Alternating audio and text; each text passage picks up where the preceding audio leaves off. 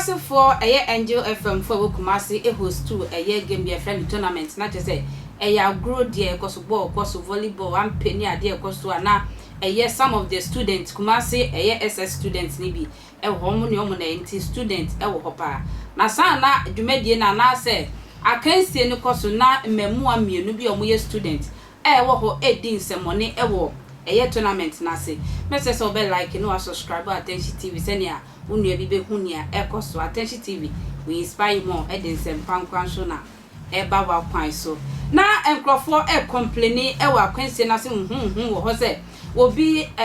atwe ayi sikan wo me so na omo fi se bia mpanifo an Roberts bi na apie wo sa dwumedie yase na policefoɔ ebe mu na mu ye hwehwemu no na chese school foɔ memu a SS student mienu na asan edi dwuma na omo ba agrodie na se no omo kita sikan knife omo kita scissors apaso chese niema sharp a chese tumi die wo nkwa na ehwehwe omo ho a omo de bae na ne omo ye ni omo hwa na nkwa wugyina waye di no matwe sikan de atroboko ye din fa phone bra woni ma okita wa laptop akita fabra wa mfa ma metuwa kuma to for mama na chese nkwalei afa kro no bona omo nam so no na omo ajejeje ho ne emanyina na ye chi nkwala we na chese dwumedi ana se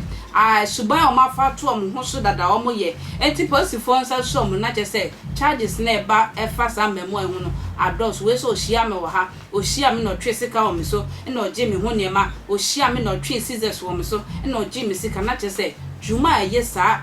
secondary school boys womo de ato omo so a womo ye no na chese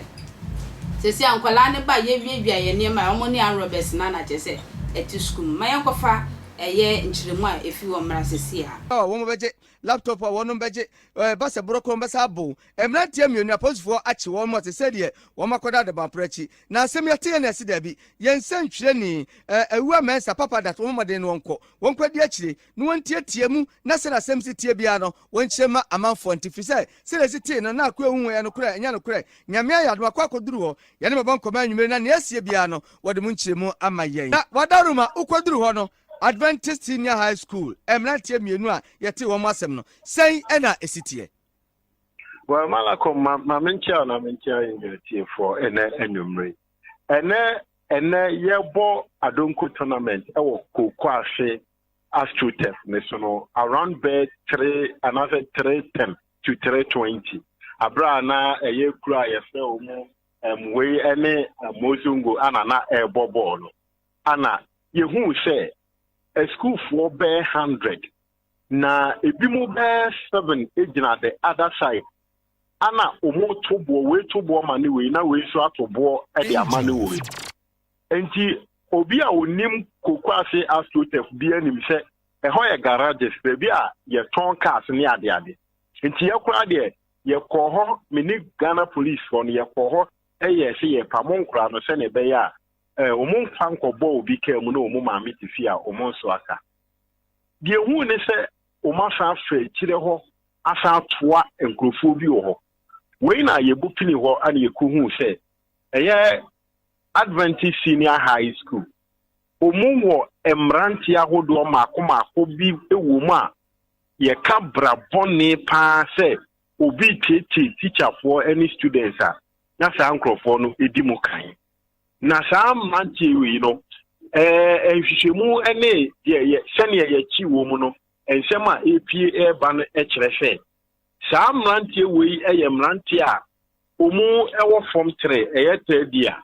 se malakom se obeka ya ti etru ye bia school anase ye register 3 years na embempi no aya na omu school be mu no aya na aye basa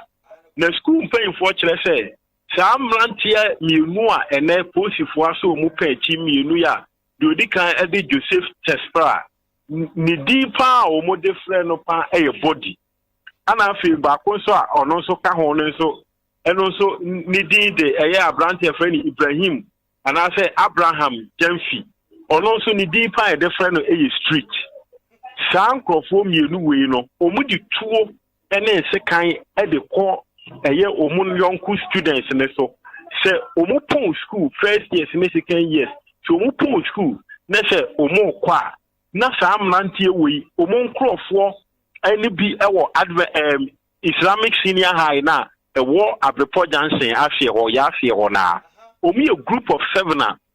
ebi wo Islamic Senior High ho no and ebi nso wo Adventist Senior High ho no it omo the scissors se kan ne ade ade si wuso a na omo agye wo ho ne ma nyina na ne otilon na omokọ enti saa operations ni bi na ne omo ye ana Adventist Senior High School for ye form 2 for no so ehu se operations we na ekoso na ye enkrofo we a na eye enti ye no na obeka ya me sha afi mi hu ka se ye hu se we mo tobo na we mo tobo na we mo tobo na ye chi sa enkrofo mienu we no eye miensa eka ho ni anase num eka ho ni de omunde wo ho akanwura anase wo madwane a family police for any school mpanyufo ehwehwe wo mu na ye de wo koduru police station ho na akonoba within 5 minutes ni yenya enipa mako enum as victims a omo se nkrofo we agi omo ebi ede ye phones ebi die abrante ba ko de o se enro anwumre ya ana omuhia no na omo se wanfa se kan na ama omo de ana se wanfa se kan na ama omo de scissors ni be yi na koma enti enro a omo je na 100 cedis at the free no within 15 to 20 minutes na nipa omo tima be report say Samlanti we agi omo ho ne ma eye enipa mako enum na akonoba ye ne omo teacher odi animu ana wo patanto kwa no any victims na omo so yagi omo sika ni bi nso edi nkomo ye ntie se ne omo de to ye nim na ye nhu se asem na ekoso no ewo ho ye to aso ne ye ne omo call Adventist Senior High School ekoji permission because a school hours ana police for echi wo mu enti ye call assistant headmistress domestic ho ma ono so ma kwan say once a scissors ne robbery ni stealing na abamu de enye pen asem enye school asem enti wo mu fanko police station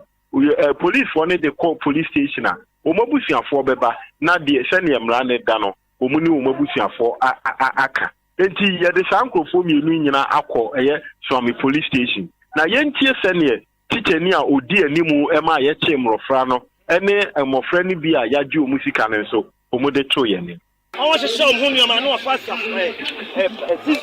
e ma o ju hu ni ma sika o pe e ma ni nyina suro no we ye suro no bari me ka bi ya ye suro no dispara ni o se blue ya ye suro no dispara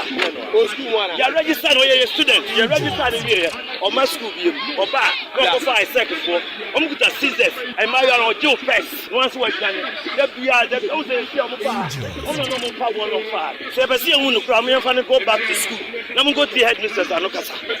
Oh, another man you show and you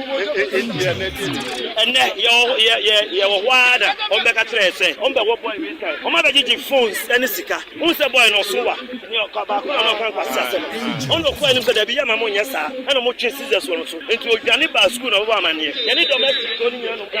Omofari. Yeah, students come. And when you know me is the same thing. If you can't find a course, you may identify, say, or your